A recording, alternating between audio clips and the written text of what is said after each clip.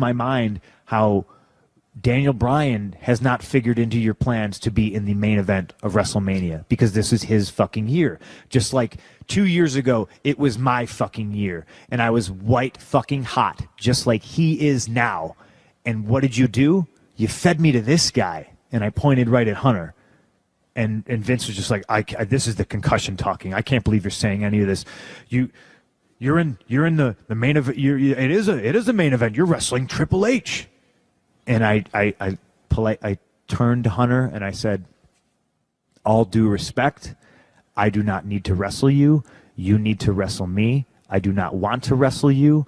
I seriously resent you for not putting me over 3 years ago when you should have. That would have been best for business, but you had to fucking come in and squash it. Like, it didn't make any business sense then. It doesn't make any business sense now. And I'm in a position now where I can tell you that I don't have to, and nor do I want to wrestle you at WrestleMania. I don't care if I was supposed to win, which I was. I didn't care. I didn't want to give him the fucking privilege. Do you understand that? Yeah. I said a lot of shit in there. I told him again, and you know, and Hunter was gritting his teeth, and I knew. Hey, I mean, he never liked me. It's one of those situations where you always hear the stories in the dirt sheets about, oh, Hunter says this about Punk and all this negative stuff, but me and him in a room together, never any good vibes. Always negative. The way he would always look sideways at me, the way he always treated me.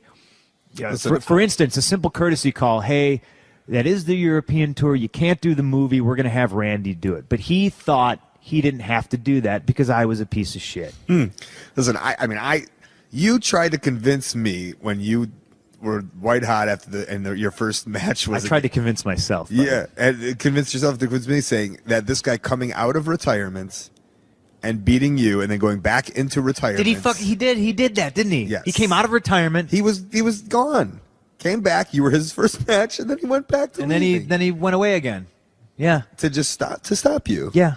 I mean, so Hunter goes, you know, Punk, you were in the best match of WrestleMania last year, and that was the main event. And I was like, I'm not fucking stupid. The main event is the last match. You can push it to people who buy the pay-per-view that, oh, there's 4 main events. There's one main event. There's always been one main event. And I deserved it.